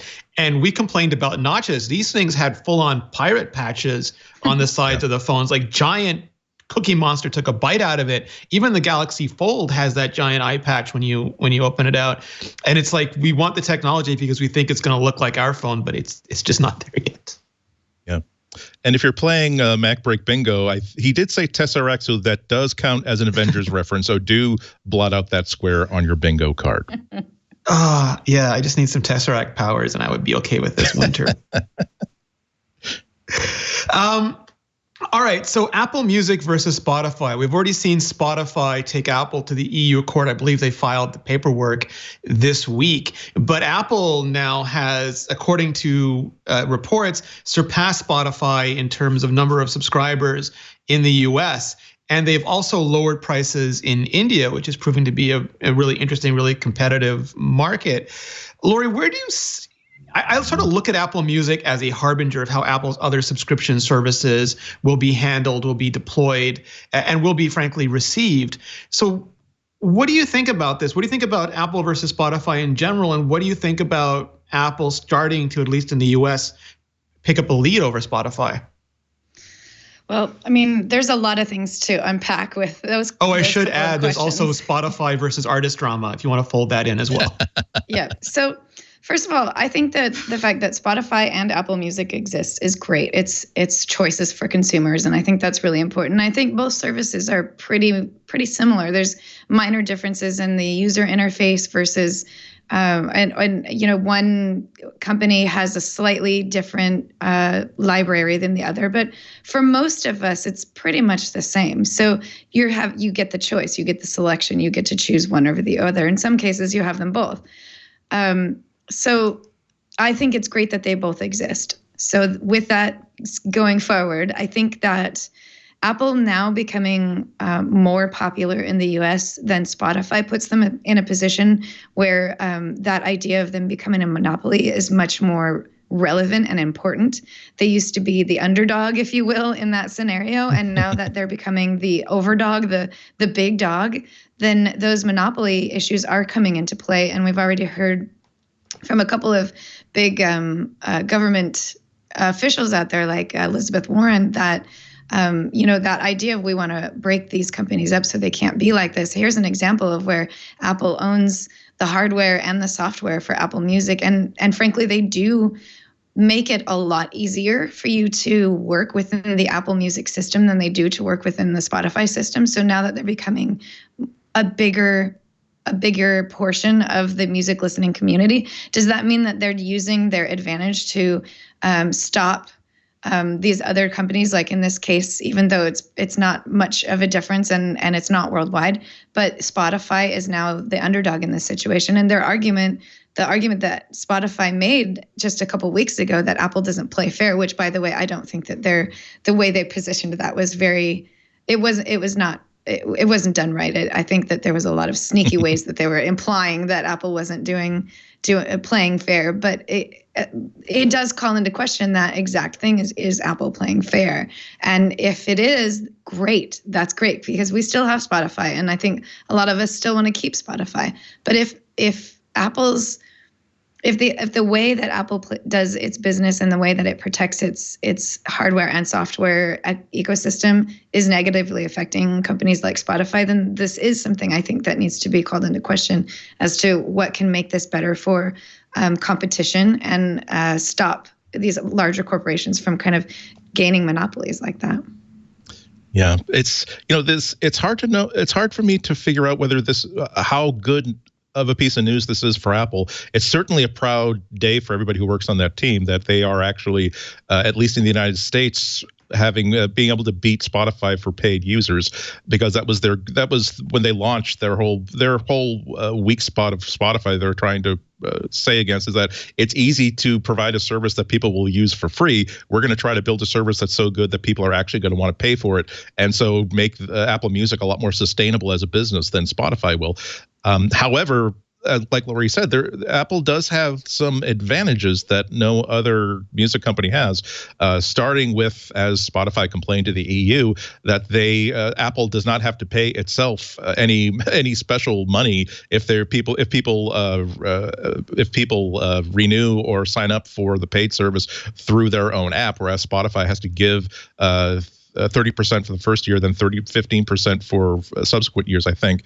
That's hard to compete with. The fact that the Apple Music app comes pre-installed on the iPhone and people have to seek out and get Spotify is also an advantage that the Apple Music app has. And it's I don't know how much people are fans of a specific music service. I think that so long as there's a 95% chance that if they search for an album, they'll find that album. And so long as the radio stations or the auto playlists are fairly good, one is kind of as good as the other. And for the user, it comes down to, will I have to, I kind of am interested in checking out Spotify, or I'm kind of interested in checking out Google's music offering, or kind of interested in Apple Music, but I'd have to rebuild my library and rebuild all my playlists. Who needs that kind of noise? So it's definitely something that Apple should be proud of, but I don't know how much this is due to how much work they put in and how they created a unique product, and how much it's due to just the simple fact that they have certain advantages, and music is not something that people are very, very attentive to regarding the finest points. The other thought that came to mind as I was reading about this is that they're talking about paid subscribers in the United States. Worldwide, Spotify still has a huge margin. I think it's 2-to-1 in terms of how much money they're making. And to me, this points out not an Apple is doomed sort of thing, but when I look at the list of things that kind of worry me about Apple, it's often about how they can really, really kill it in certain markets, including North America. But when it comes to, okay, but there are companies that are selling well everywhere, including India, including Eastern Europe, including, it's a big, big world. It's not just the United States. And how hard is Apple willing to work to create loyal fans in a country like India, in a country that's located in Africa, or again, Eastern Europe, or even Northern Europe? I would like to see Apple have the ability to create a viable product and an attractive product for the entire world, not just for the sort of people who tend to appear in Apple ads. Yeah, one thing that I find hard is also to sort of parse out correlation and causation. Like, does Apple have a large number of subscribers in the US because, Apple has a large number of iMessage users in the US, where other places tend to use WhatsApp or Facebook Messenger or Line or something else. And it does become geographically segmented just because of brand affinity and what your friends are using, or what works well with your existing predilections or ecosystem. And the other thing is that there is no free tier or ad-supported tier, which is a huge thing for Spotify. You sort of have the option with Spotify not to subscribe, and there might be a greater tolerance level for people who want the service but don't want to pay for it. And so Spotify has this huge user group that's just not being counted in this, where with Apple, if you finished your trial, you have to subscribe. And I'm sure a lot of people don't subscribe, but everyone else has to be a paid subscriber. And that probably deforms the numbers, especially in markets that have generally given Apple more money than they've given other people as well. So for me, it's sort of a complex thing. And I think the Spotify argument is also a bit blunted by the fact that they never historically got a ton of money from iOS. I mean, they like to talk about that, but so much is ad supported, and so much of it comes from people who had Spotify long before they had any Apple hardware, or found out about Spotify or got it on the web, that I'm sure they are impacted to some degree. I'm just not sure how much it is. But I think it's interesting that we have sort of these viable subscription models. And I think I talked about this a couple of weeks ago, or even last week, where we're getting these complaints about subscription fatigue, when instead of buying every CD you want every month, as many as you can afford, we now have all CDs sort of smashed down into one subscription. And instead of having to pick and choose which magazine you want to buy or subscribe to, like the 2 or 3 you can afford, or the 2 or 3 you can pick up at the newsstand, you have almost all magazines smashed down into one subscription price. And we're going to get the same with video games. And we already have it for a large part with videos, although you do have to pick and choose several video services, because they have not let themselves get smashed down to the extent that music has. And it's sort of like, this is a childhood dream for me. All the music at the command of your voice with your assistant of choice. And I don't think Tidal is really still in this, but that we have multiple services that you can go to, Lory, and they're actually succeeding. Yeah, I think it's great to see multiple services succeed. And I think in the perfect world, this is the way it would continue, that Tidal and Google's music service and YouTube Music and all of this would continue to grow and be a big deal until every single person is subscribed to some sort of music service. I don't think that there's any reason to believe that one should be the one that everyone uses. I think Spotify is great. I have a family subscription to Spotify, and I have a subscription to Apple Music. I think they both serve very similar purposes, and sometimes I use Spotify, sometimes I use Apple Music. I personally don't have a reason why I would choose one over the other when, in terms of listening. For me, the reason I like Apple Music better than Spotify has to do with the user interface design and the fact that it folds into my ecosystem very well, my Apple ecosystem very well. And that has a web client. Yeah, no. So what I still don't know, though, because I've been worried about this for a long time, is whether streaming music is a viable business. Because Apple can do it, Amazon can do it, Microsoft can do it if they decide to go back into doing it. Google can do it because they make so much money on everything else that they can use it as a break-even or loss leader, or they can afford to do things like Apple did, which is accept the new policies around artist remuneration, because it is not a critical source of their income. Where for Spotify, it is their income, and they will live and die based on those very narrow margins. And I know they're buying their way into podcasts because they want to start doing original content the way Netflix did, and not be subject to the whims of catalogs the way Netflix was with Stars before they started making so much original content. But that's still my fear here. Not that Apple has an unfair advantage over Spotify, although they quite possibly might, but that it's just, given how little artists already make off music, I don't know if there's room for a middleman for many more years going forward. Well, that's arguing that there shouldn't be somebody like manufacturing LPs that somebody has to supply the music that we're listening to.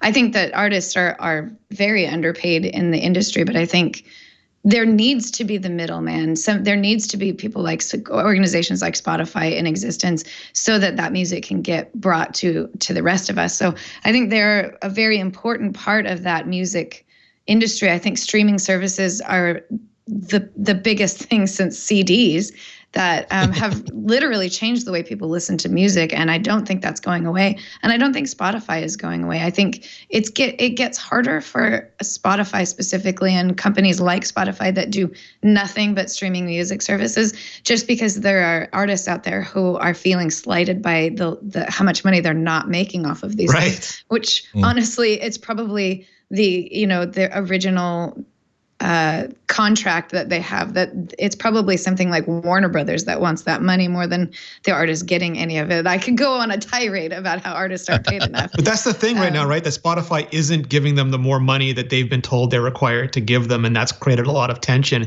And if they do that, that makes it even harder for Spotify to keep going. Yeah. But I don't think it makes it that much harder. I mean, I don't know what Spotify's margins are, but I think that there is a way to make this work so that everybody is getting the right amount of money and getting the right amount of coverage and things like that. There's just a lot of negotiating and contract changes that need to be made in order to make that happen. I don't think raising artists the amount of percentage that an artist gets for the music that's shared on Spotify is going to shut them down. I don't think that that's true. Yeah. One thing that we never seem to talk about when we talk about music on iOS and the Mac is how bad iTunes has become for people who actually have their own music libraries. And I really hope that Apple turns their attention back to the app that started it all.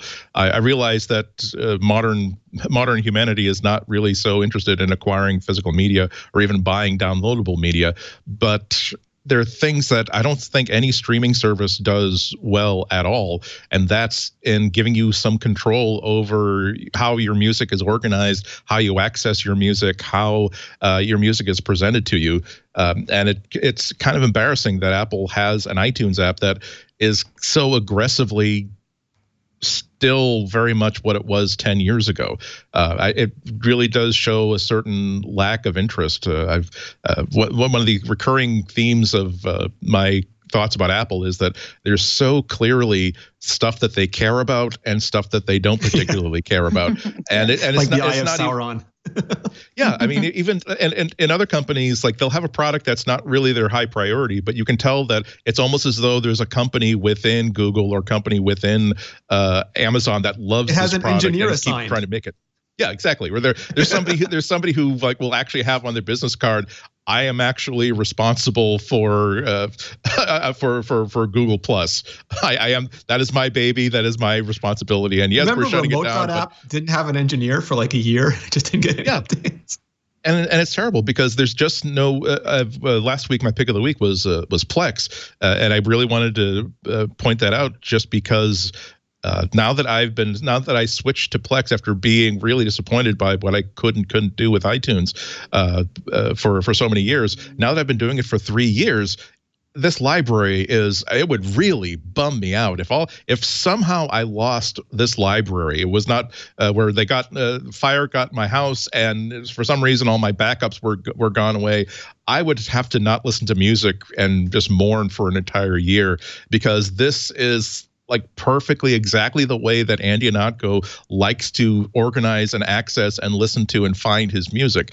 iTunes has to, and iTunes and every other service has to obviously be a piece of software that works okay for everybody. It can't afford to be excellent for any one specific kind of user, but Apple could deliver that sort of stuff with iTunes. And now that they're charging, well, I was going to say $350, but now they're charging $300 for what they promote as a really, really high quality audio speaker.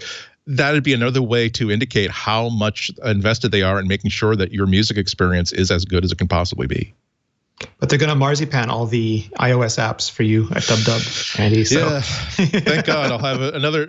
A part of me dies every time that Apple updates a Mac OS app by turning it into an iOS app. It does not make me feel as though I should buy any green bananas when it comes to investing in the Mac platform. It doesn't show that Apple loves the Mac. Again, there are things that they love and things that they don't hate, but they can do without. All right, I'm going to throw it to Leo one last time so that he can tell us about one last thing that's going to make all of our lives just ever so much better. And now one more interruption, Rene. I'm sorry. Then back to MacBreak Weekly. I hope the picks are going to be good this week, and I wish I were there. I miss you guys, but I'll be back next week. Meanwhile, I want to talk to you about one of the reasons we can take a vacation. ZipRecruiter. I'm telling you, I love having employees. I love having people like you doing the job when I'm not there. And, of course, the worst thing in the world is when an employee leaves suddenly, and now you've got to do double duty. You've got to fill in for them and spend the time looking for a new employee. But I don't want you to stint on that because I have really learned, if there's one thing I've learned as a small business owner, hiring the right people is key. Your business is made of people. That's it. That's all. It's all a business is. A company is a bunch of people with an aligned purpose. So getting people that really fit your needs and align with your goals is so important. And ZipRecruiter is a high-tech way of doing it right. Now, there's a couple of things ZipRecruiter does that make it unique. First of all, when you post to ZipRecruiter, you're posting your listing on ZipRecruiter, of course. It's a job board. But not just ZipRecruiter, 100+ other job boards and social networks like Twitter and Facebook. ZipRecruiter posts it everywhere. That's important because it means you cast the widest possible net. Oh, yeah, I know. That means you're going to get the most applicants, but it's also the most likely that that perfect applicant will be in there. So ZipRecruiter gives you some great tools for finding the right person. So, for instance, all the applications go into the ZipRecruiter interface, not into your inbox. They don't call you. They don't have your number. Into the ZipRecruiter interface, they pre-format all the resumes so it's easy to read. They're all the same. You can put in screening questions, eliminate people who just aren't right. So really help narrow it down. There's one other thing ZipRecruiter does that is super cool. So they're a job site. So they have, I don't know how many, I think more than 1 million resumes, current resumes on file that people put up on ZipRecruiter looking for work. ZipRecruiter uses AI to go through those, look at people's qualifications, note the people that are right for the job you just posted. So make sure you really be detailed in the qualification, what you're looking for. And they will invite those people. They don't just put their application in. They invite them to apply. So basically, ZipRecruiter goes out and notifies good candidates that you're looking. That means, on average, that people who post their jobs on ZipRecruiter will get at least one qualified candidate within 24 hours. In our experience, it's even faster. I've told this story before. I won't bore you with it. But at breakfast, Lisa's saying, I got to fill this position. I said, ZipRecruiter. She said, oh, yeah, let me put it in there. Before lunch, actually within an hour, a candidate comes in. What? She's looking at it. This is great. Another one. Oh, this is even better. We had 3 good candidates before lunch thanks to ZipRecruiter. It really works. It's amazing. And by the way, it really reduced Lisa's stress because when we lose a bookkeeper, in this case, she does the books. So it doubles up on the job. So she was really dreading this. You could see the load lift off her shoulders. If you're doing the hiring, a load will lift off your shoulders. The heavens will part. The angels will sing when you use ZipRecruiter. We've got a great deal. You can try it free at ZipRecruiter.com/MacBreak. 4 out of 5 employers who post on ZipRecruiter get a quality candidate through the site within the first day. That's you. ZipRecruiter.com/MacBreak. ZipRecruiter.com/MacBreak. Use that URL to show your support for MacBreak Weekly. That way they'll go, look, these people are paying attention. So ZipRecruiter.com/MacBreak, and we thank them for supporting the show. ZipRecruiter, the smartest way to hire. Believe me, that's what we use, and we will continue to use from now on. Rene, Ritchie, take it away. I'll see you next week. All right, so I neglected to inform everybody, bad host, total fail, that we were going to be going into picks of the week. So I'm just going to talk for a few seconds about how I neglected to do that so that cleverly Andy and Lory can prepare themselves behind the scene. And if they need a few extra minutes, I'm going to just go through my pick quickly, which is NS North. NS North is a conference. It's a Canadian conference for iOS, Mac OS, for developers, for people who just love the community, for designers, for everybody like that. It's one of the grand traditions of indie Mac events. And this coming month, April 26th to April 28th, they're going to be in my hometown of Montreal. And they have quite a few really cool speakers. They always have some great speakers. But this year, they've got Ken Kashinda, who worked on the original Safari project and then made the keyboard for the original iPhone. He spoke to Megan on a previous episode of not of MacBreak Weekly. Carson, you can tell me later what he was on, which show, but or you can whisper in my ear and I'll say it like I actually remembered it. But he's been on a lot of shows recently. Triangulation. Thank you, sir. He was on an episode of Triangulation with Megan. It was super interesting. He's going to be speaking at NS North. Don Melton spoke previously. I'm going to be speaking there as well. Matthew Bischoff, Ishmael Shabazz, Christine Moulton. The list goes on. Also, James Thompson, who famously developed the original Finder and dock implementation for the Mac until Steve Jobs found out he lived in Ireland. Worked in Ireland. And put a stop to that. Guillermo Rambo, who works for 9to5 Mac, also makes some great apps, but is the one who you see with all those code deep dives, the one who's really good at reverse engineering and finding out what's going on in iOS. So really great list of speakers. They're doing their last push on tickets. They'll be available until Sunday. So if you're in Montreal or you can get to Montreal or you just want to be there no matter what to see all of these great people, then you can check that out at nsnorth.ca because it's just a fantastic event and it's surrounded by Poutine and you can't go wrong with that. Lory Gil, what is your pick of the week? Oh, you're muted, Lory. I am so good at remembering to undo my mute button when we're between commercials, and that time I just forgot it. I was so excited about NS North because I've read Ken Kashinda's book, Creative Selection, at your recommendation, Rene, and it's really good. I really enjoyed it. So I definitely recommend everybody read that. That is not my pick of the week, by the way, but I just wanted to point that out. That's really great that you're going to get to see him and actually participate in this event because I would love to hear more about what he had to say. It was actually very interesting. If you haven't read that book, Ken Kashinda, am I pronouncing it right? Yep.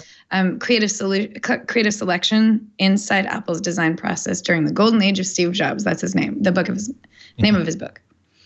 My pick of the week is actually the Criterion channel, which just launched officially yesterday.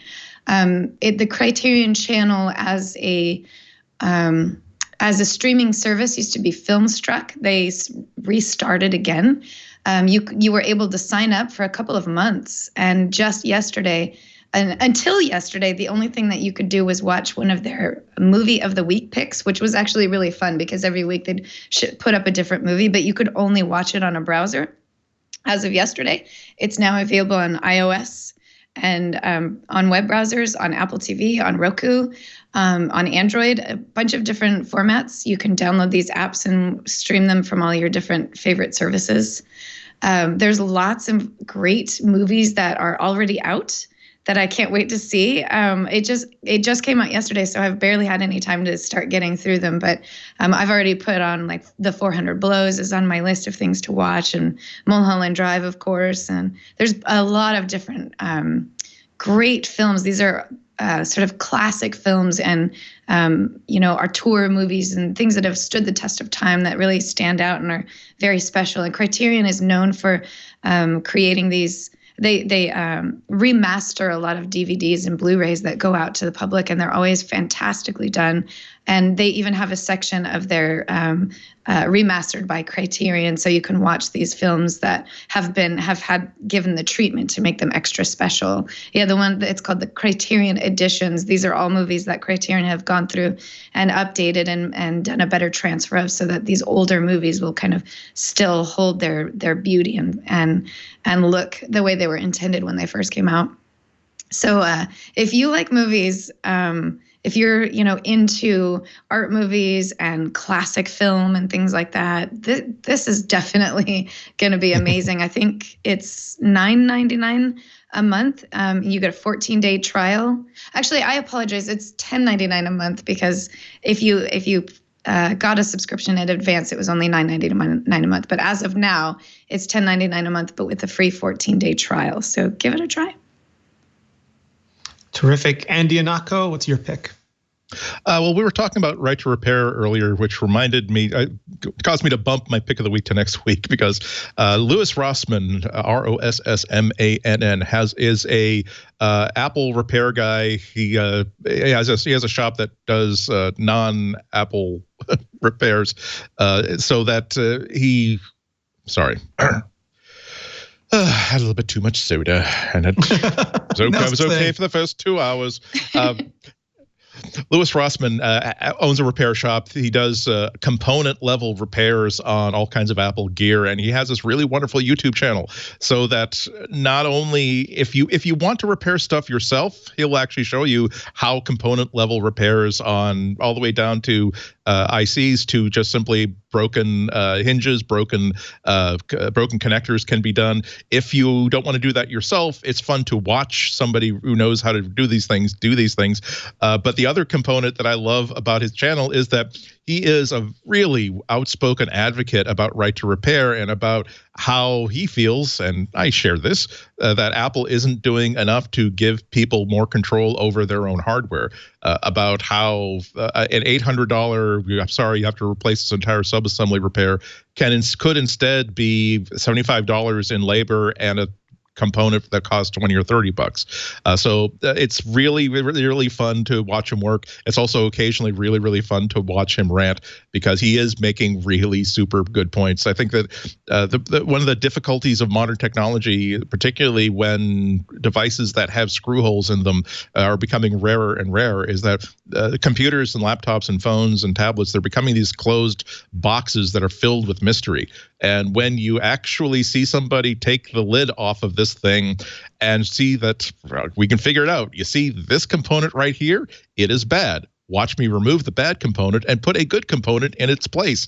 You realize that, no, it's not mysterious. You don't even have to work for Apple to be able to do a repair of this nature. And the ability to have independent repair people like Louis out there to go to when you've got a 3-year-old laptop that either for your own uses is still perfectly good, it just has this one little problem with it, and being able to get the full life out of the product, or as is often the case with Apple stuff, the ability to pass down your 3 or 4-year-old laptop to a kid in your family that they can still use it. It's a really important point he's making, and it's a hugely entertaining channel. Awesome. Yeah, absolutely. Check it out. Thank all of you for your picks. And that will bring us to the close of this episode of MacBreak Weekly. Andy Ihnatko, Boston Public Radio. Where can we find you? When can we find you? How can we find you? Most Fridays on WGBH in Boston. They also stream my half hour of tech live at WGBHnews.org. And if you go to the website, you can also see they usually have my segments and the other shows up available for streaming and for podcasting. And for my Instagram, for my Twitter, for my blog, just spell my last name, Ihnatko, I-H-N as in Nancy, A-T as in Tom, K-O. You told them that's supposed to be the secret to unlocking your social following, Andy, is the ability to spell your name. No, see, that's the double trick about it. I know that someone knows me well if they can spell it in their head without being prompted to do so.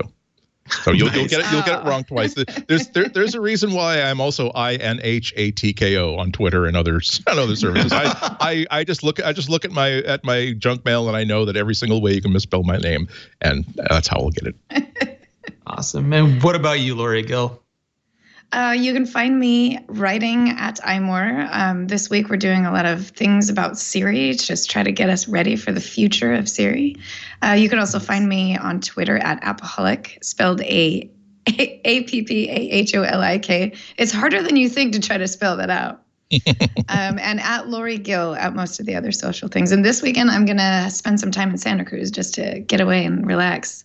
So while you guys are freezing in snow, I'm going to be hanging out on the beach. Sorry, not sorry. No, one of the things that people have been asking since the ascent of Lory Gil on iMore is that how do you get so many articles? And this is one of the things that's amazing about you, because like Apple will announce Powerbeats and you'll have like 20 articles answering every possible question anybody could have about that. And I knew it was a thing because someone asked me, where's all this Kodak stuff? And I said, yeah, I went to CES with Lory. She saw Polaroid stuff. She saw some Polaroid cameras. And then all of a sudden, literally anything you could possibly want to know about those cameras were up on iMore. And it amazes me every single week. Yeah, what can I say? I like to write about stuff. I like to tell people about stuff. Just want to get it out there, get everybody excited about it, just like I am. You can find MacBreak Weekly in your podcast catcher of choice. That can be iTunes still, if like Andy, you love that app. Well, don't love it, but still have to use it.